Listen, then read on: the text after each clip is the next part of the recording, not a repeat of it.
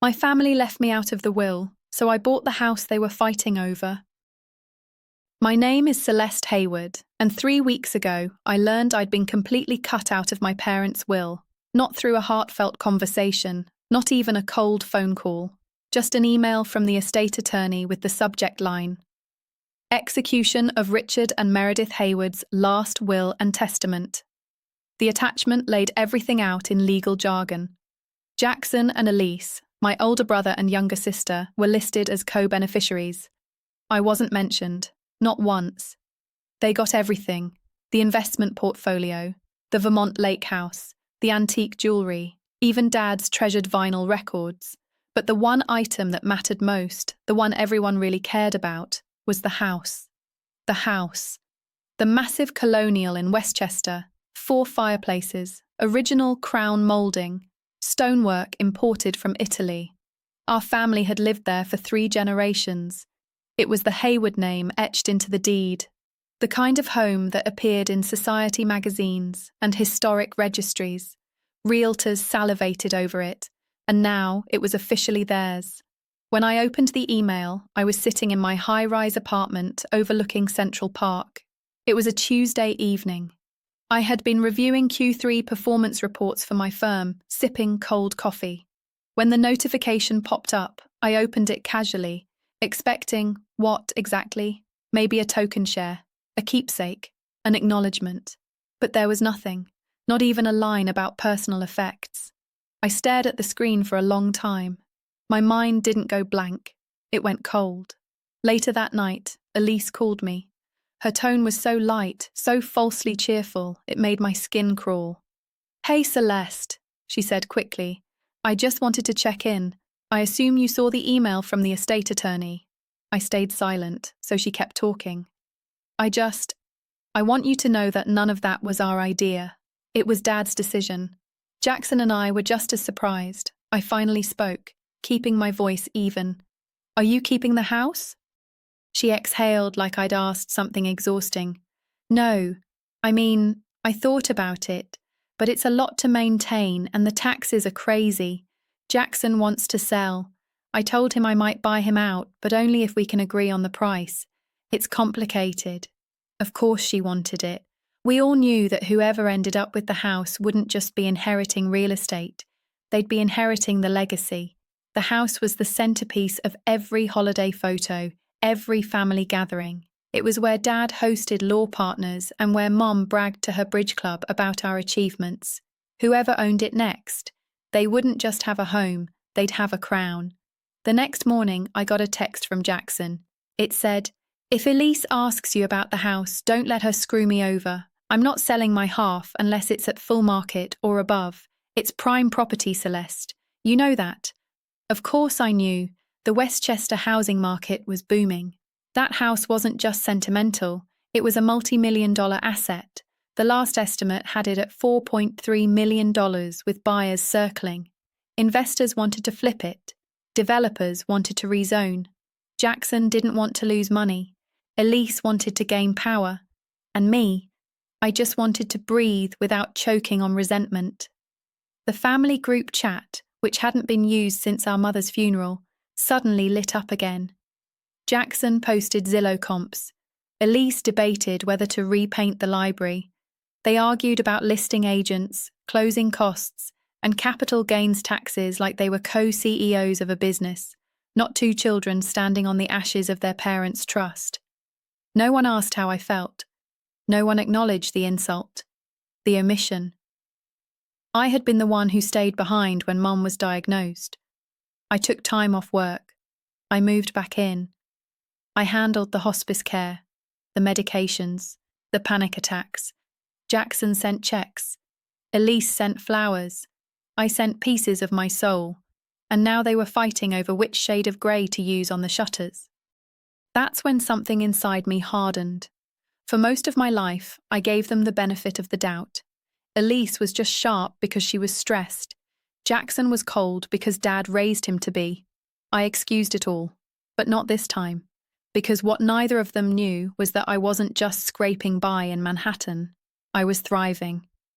7 years ago, I left a soul-sucking job at a corporate hedge fund, and co-founded a boutique investment firm with my best friend from grad school. We built it from the ground up. No shortcuts, no nepotism, no Hayward name opening doors. Now we manage $70 million in assets, had 15 employees, and were quietly outperforming most of our competitors. I didn't post about it. I didn't flaunt it. But I could buy that house 10 times over and still have room to breathe. I picked up my phone and called my attorney. Hypothetically, I said, if I wanted to buy a house, quietly, without the sellers knowing it was me, can we do that? He paused, then said, you'd need a front, someone you trust. We'd create a holding company, keep your name off everything. You'll want to move fast. Draw it up, I told him. Today. Within 48 hours, a cash offer was submitted to Elise and Jackson. Slightly under market, but with no inspections, no delays, and a 14-day closing window. The LLC belonged to me. The buyer on record was a friend from business school. The funds were wire-ready. Elise texted me 2 days later. We got an offer, it's decent, not top dollar, but Jackson's fine with it, thinking we should take it before the market cools. She had no idea she was texting the future owner. They signed the agreement. The funds were transferred. The deed changed hands. The house, the crown jewel, the bargaining chip, the legacy, was mine. Not inherited, not handed down, bought, with interest. I didn't repaint it. I didn't move in. I didn't announce a thing.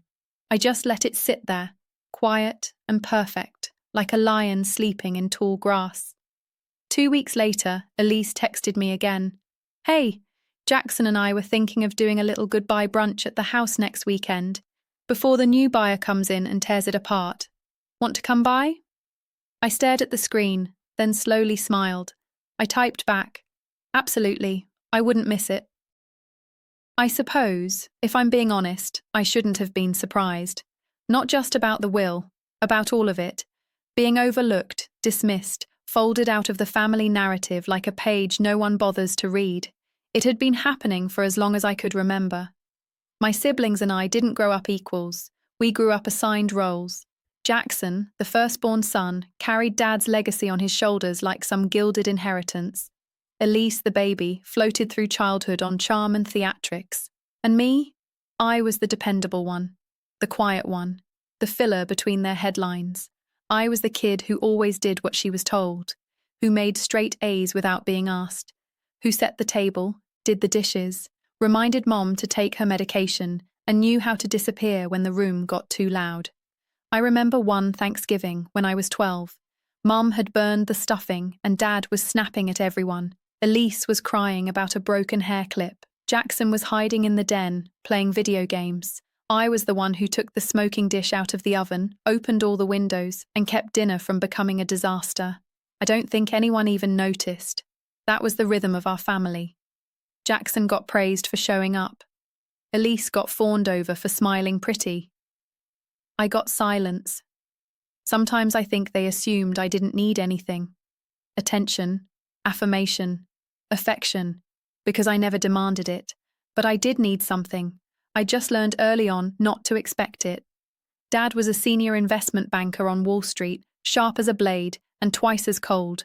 Numbers were his only language. He respected performance, outcomes, optics. He used praise like a tax deduction, reserved, transactional and rare. Jackson was the investment that paid dividends. Elise was the trophy. I was the write-off. Mum wasn't unkind. She just had her hands full. I think she appreciated me in a quiet way, thanked me when I helped around the house, smiled when I took initiative, but even she didn't see me fully. Not really. I was helpful, not special. It was during college that the roles calcified. Jackson went to Penn for finance, then straight into investment banking, just like Dad. Elise studied communications at a small private school and came back with a fiancé and an Instagram following. I went to NYU on scholarship and juggled 3 jobs to stay afloat. I majored in economics, thinking maybe if I spoke their language, I'd finally earn a seat at the table. But every family dinner was the same. Jackson would drone on about emerging markets. Dad would nod approvingly. Elise would talk about her latest brand deal or gala. Mum would beam. and I'd sit there with my lukewarm coffee, nodding, smiling, invisible. After graduation, I landed a job at a hedge fund downtown. Grueling hours, cutthroat culture. But I was good, really good. Still, no one in the family asked me about it. I'd get texts like, "Happy birthday," or "What are you bringing for Christmas dinner?" But never, "How's work?" or "What's going on in your life?" I was their afterthought, until Mum got sick. Stage 4 ovarian cancer. It hit like a wrecking ball. Jackson flew in for the first doctor's appointment, then vanished into spreadsheets and quarterly calls.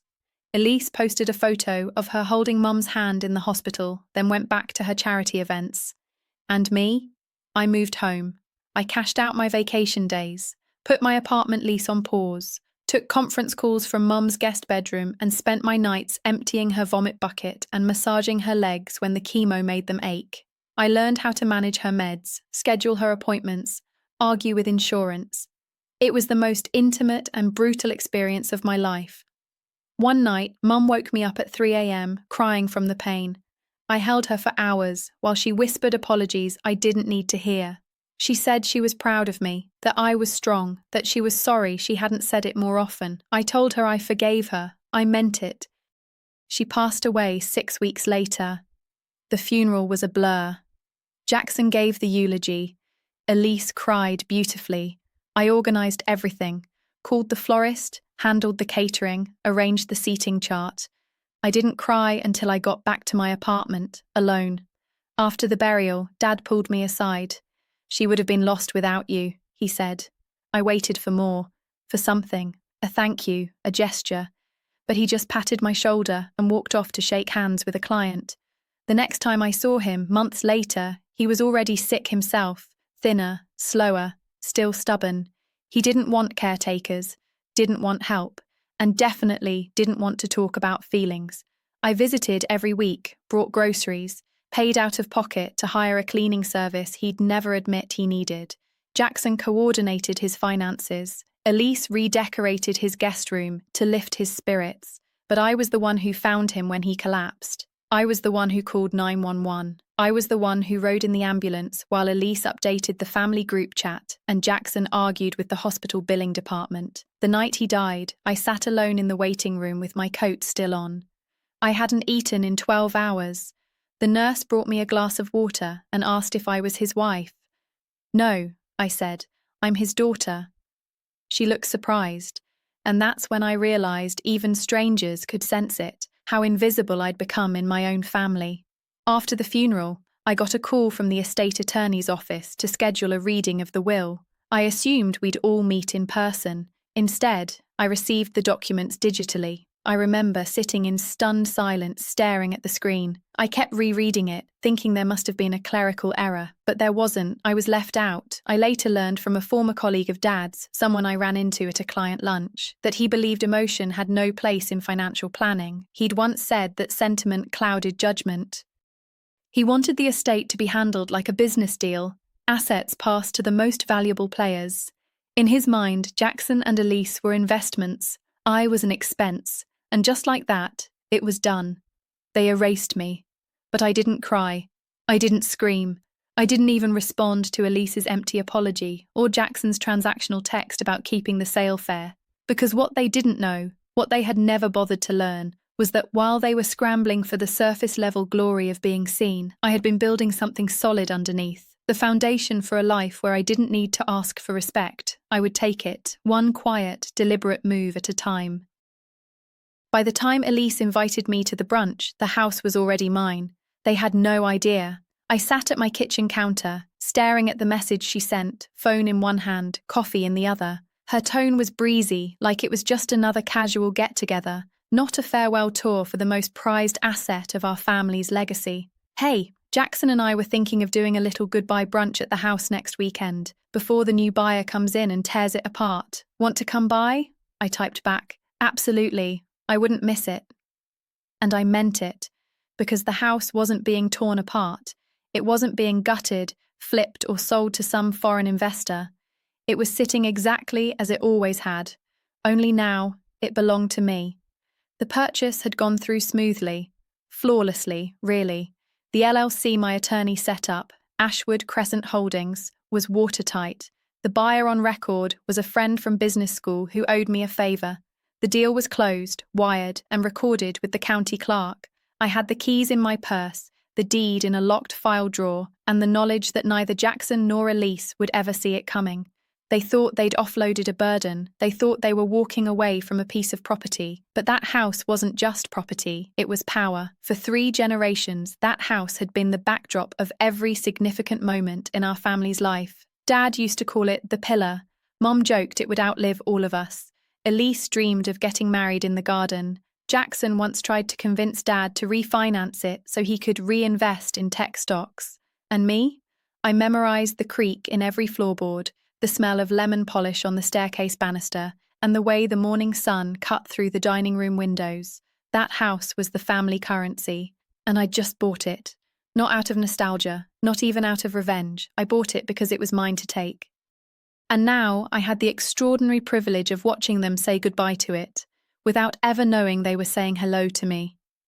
The days leading up to the brunch were almost meditative. I drove out to Westchester 3 times that week, just to sit inside the house alone. I didn't change much, just hired a cleaning crew to give it a deep polish, restored some of the original woodwork in the front hallway, and had the chimney inspected. I left the furniture exactly as it was. The antique armoire in the foyer, the hand-carved dining table, even the chipped porcelain lamp in the living room that Elise always hated but Mom adored. I walked the halls like I belonged there, because I did. The first time I turned the key in the lock, I cried. Not a loud, cinematic cry, just a quiet, stunned exhale as my heels clicked against the marble tiles in the entryway. I stood there for a long time, palms against the walls, remembering who I was when I left that house for college, who I became while everyone else wrote me off, who I had to become to earn my way back through that door, and now they were coming to visit me, without knowing it. I didn't reply to Jackson's follow-up text. Don't be late. Elise is bringing those stupid goat cheese tarts she thinks everyone loves. I smiled. It was classic Jackson, grumbling about Elise while still showing up to support her ego. I didn't respond. There was nothing to say. Let them think the house still belonged to some faceless LLC. Let them pretend it didn't matter. Let them stage their goodbye, take their selfies, and talk about what used to be, because they weren't the future of this family. I was. The night before the brunch, I stayed at the house, slept in the guest room, lit the fireplace in the living room, curled up with a glass of wine and watched the embers burn low. Not because I needed to rehearse anything, but because I wanted to feel every second of it, the quiet, the triumph, the peace. At dawn, I opened the front windows and let the morning breeze sweep through. The smell of lilacs drifted in from the garden. I brewed coffee in Mum's old French press and stood barefoot on the kitchen tile, watching the light move across the granite countertops. It felt holy, like justice you could breathe in. By 10:45, I was dressed, smart blazer, minimal makeup, understated jewelry, the kind of look that said, I'm doing fine, without having to prove it. At 10:59, their car pulled up the circular driveway. I heard their voices before I saw them, Elise laughing too loudly, Jackson grumbling about the parking space. I didn't greet them at the door. I let them ring the bell. Then I opened it, slowly, calmly, like it was any other Sunday. Elise blinked twice. Oh, she said, startled. You're here early. I smiled. I figured I'd let you two say goodbye properly. She glanced around. Wow, they haven't started work yet? I thought the buyers were developers. Jackson frowned. Yeah, weird. I expected demo by now. I shrugged. Maybe they're sentimental. They walked in without a second thought. Of course they did. They still thought they were in control. They stepped through the foyer, and Elise let out a dramatic sigh. Oh, it still smells like Mum's lemon cleaner, she said, voice thick with nostalgia. I can't believe this is the last time. Jackson wandered toward the kitchen, opening cabinets like he owned the place. They haven't even cleared this stuff out yet. Think they're just going to junk it all. Elise laughed. I swear, if they toss that Waterford crystal, I'll scream. I followed them through the house like a ghost. I didn't offer them coffee. I didn't make conversation. I just let them exist inside a world they no longer understood. They talked about tearing down the conservatory to make room for a home gym, about which walls were load-bearing, about how some idiot probably bought the place without knowing what a money pit it would be. And I just stood there, nodding, smiling faintly, while they made fools of themselves. They had no idea the hardwood had already been refinished, that the foundation had been reinforced, that the HVAC system had been replaced last week. They had no idea that the idiot was me. Elise laid out her goat cheese tarts on the dining room table like it was still hers. Jackson poured orange juice into the crystal pitcher he once tried to pawn in college. They posed for a photo in front of the fireplace, Elise dragging me into the frame with a fake laugh and a perfectly rehearsed tilt of her head. "Last family brunch," she said. I looked into the lens, my smile quiet and impenetrable. She had no idea it was the first, not the last. As the meal went on, they reminisced about summers in the garden, about snow days and board games. Elise even cried a little, and for a second, I almost believed she was sincere. But it was all performative, all for show, all for a house they never really understood. They thought legacy was something you inherited. I knew better. Legacy was something you built, and in a few short minutes, they were going to learn just how much I had built, while they were too busy clawing over scraps. Elise raised her mimosa and said with a smug little grin, "To new beginnings." Jackson didn't even look up. With a mouthful of quiche, he muttered, "Yeah, sure," and to never dealing with Westchester taxes again. I clinked glasses with them both, my smile tight and controlled. We were seated in the formal dining room beneath the old crystal chandelier. Elise had insisted on this setup, claiming it was only right to have one last meal in the heart of the house. She wore a flowing cream dress, way too dramatic for a casual brunch, and kept her sunglasses on even indoors. Jackson was already 2 drinks deep, nursing his mimosa while scrolling through his phone. They hadn't changed one bit. Elise launched into a 20-minute speech about her upcoming charity gala in the Hamptons. With a breathy sigh, she complained, "It's honestly exhausting. Do you have any idea how hard it is to find a decent floral designer? Everyone's either booked or tacky, and people just don't RSVP on time anymore. Oh, and someone brought boxed wine to the beach last weekend. Boxed wine." She gave me a look like I should be offended on her behalf. I said nothing, just nodded once and sipped my coffee. Jackson let out a dry laugh and said, "You're surprised someone brought boxed wine? You literally call people peasants behind their backs. They just beat you to it." Elise turned to him, offended. "That intern was supposed to bring rosé from the vineyard. He's been completely useless." Still scrolling, Jackson replied with a shrug. "You mean the unpaid intern/decorator who looked like he just graduated middle school?" Elise snapped back. "He's doing it for portfolio experience." Jackson rolled his eyes. "You mean free labor?" Their voices bounced off the walls like static. I let them argue. Eventually, Jackson looked up at me and said, "Anyway, I'm just glad this place is finally off our hands. Did Elise tell you what the final number was?" Before I could answer, Elise jumped in. "I didn't, but it was decent. Not amazing, but it'll do." Jackson gave her a look. "It wasn't what this house is actually worth, that's for sure. But I wasn't going to stick around and fight over it. I took the cash and walked." Elise scoffed at him. "I got us out of that deal before the market dropped." "You're welcome." I said nothing. I didn't need to. They were digging their own holes just fine. Elise eventually stood up and wandered toward the fireplace. She ran her fingers dramatically across the mantel and sighed.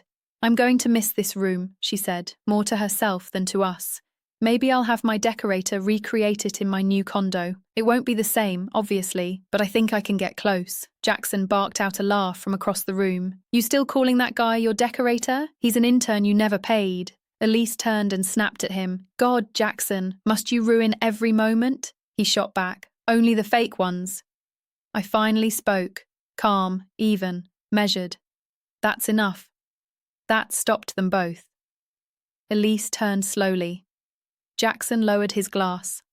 I stood and walked to the center of the room, letting a pause stretch between us.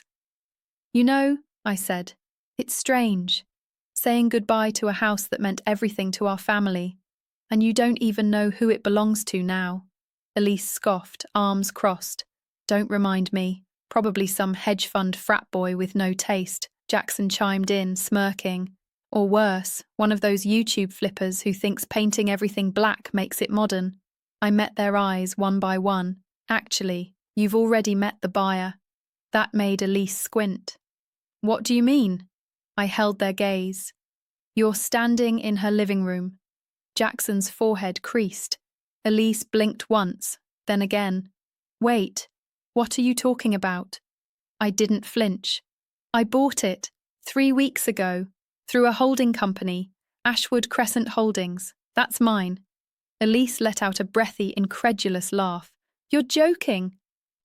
Jackson sat up straighter, suddenly tense. Are you serious? I nodded. Very. Jackson slammed his drink on the table. Why the hell would you do that? Why didn't you just tell us? I met his anger with calm. Because if I had, you would have made it about yourselves. You'd have tried to block it, or guilt me, or turned it into another performance. Jackson shot back. We deserve to know. I cut in, quiet, but sharp. No, you chose not to know. You chose not to care. Elise stepped forward, her voice rising. You manipulated us. I shrugged. I made a clean offer. No tricks, no pressure. You both signed off, remember? Jackson scoffed. You blindsided us. No, I said firmly. You ignored me. There's a difference. The air shifted. Elise tried to hold on to the upper hand. So what? She asked, her voice tight. You bought it just to get back at us? I shook my head. No, I bought it because you didn't deserve it. Jackson's eyes flared.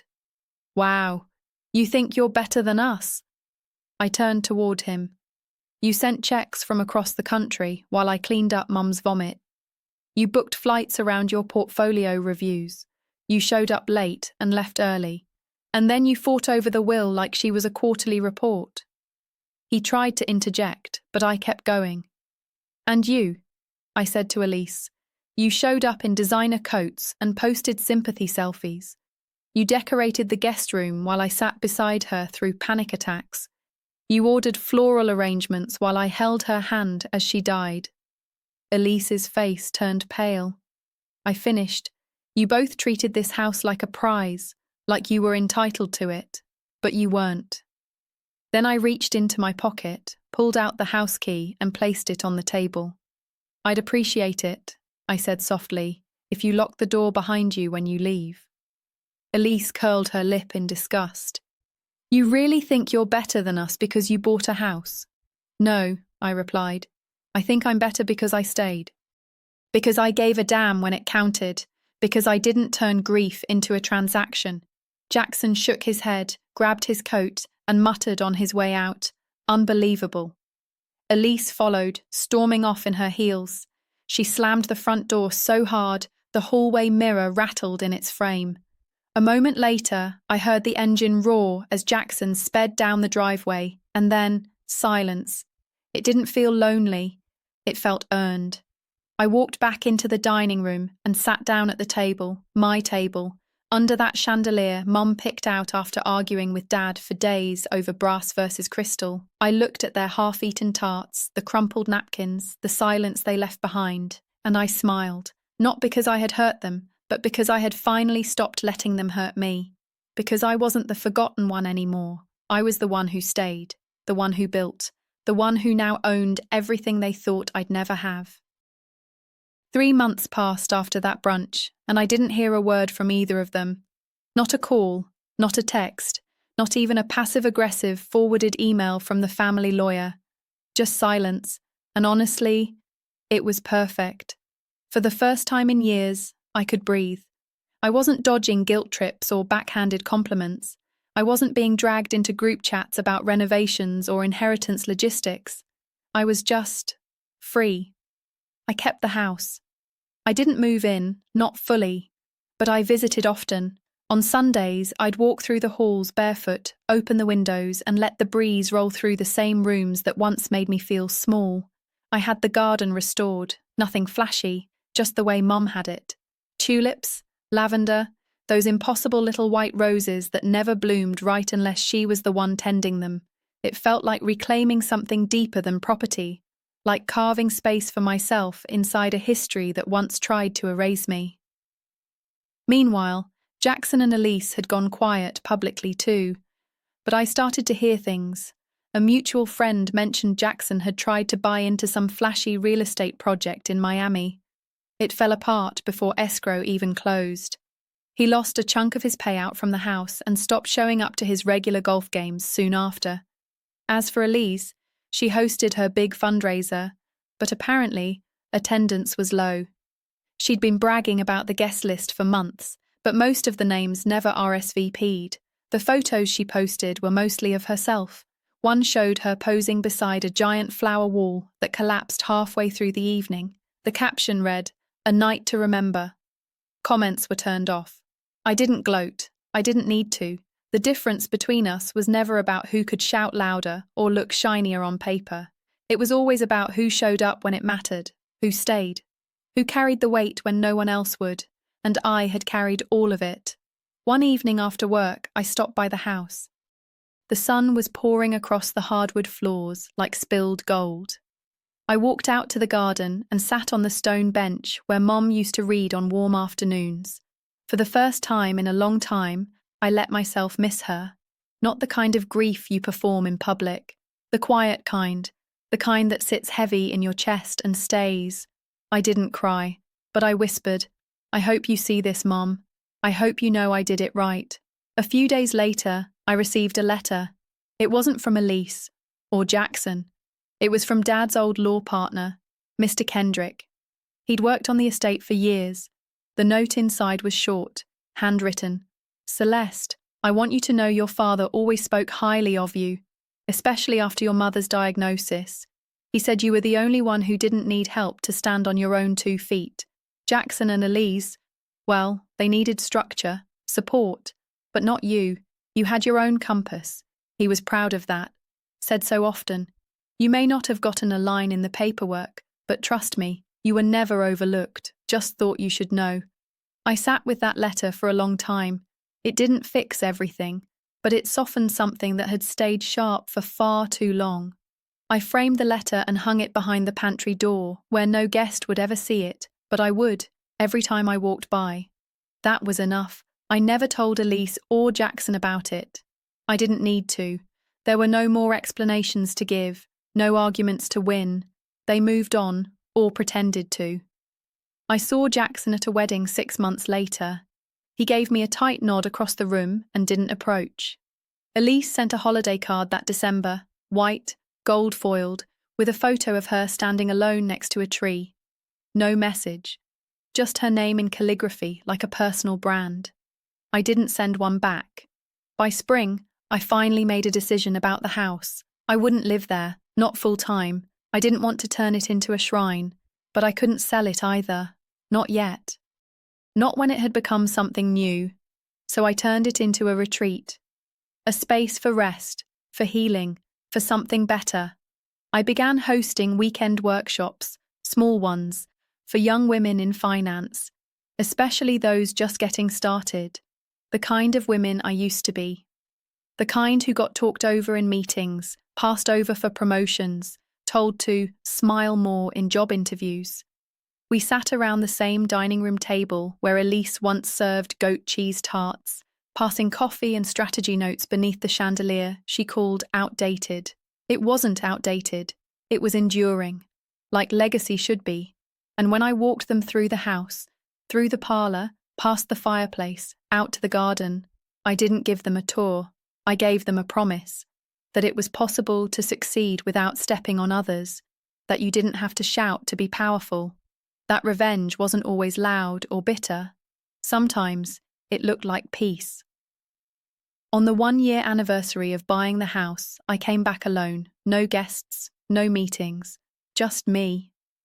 I brought a small wooden box with a few heirlooms, pressed flowers from Mum's wedding bouquet, a ribbon from one of my childhood piano recitals, and a photo of the 3 of us. Mom, Dad, and me, taken before the weight of time and disappointment wedged us apart. I buried the box beneath the rosebush Mum had loved the most, not as an act of grief, as a promise. That the story of this house would no longer be written by those who forgot what family was supposed to mean. That legacy wouldn't be decided by a will, but by love, presence, and perseverance. And when I stood up, dirt on my knees, wind in my hair, I felt something settle in me, not victory, peace, because the best revenge isn't about proving them wrong, it's about making them irrelevant. And as I turned back toward the house, the one they once thought would define them, I smiled. It didn't belong to them anymore. It belonged to me. Not because my name was on a deed, but because I was the only one who ever treated it like home. Home. Not inherited. Earned.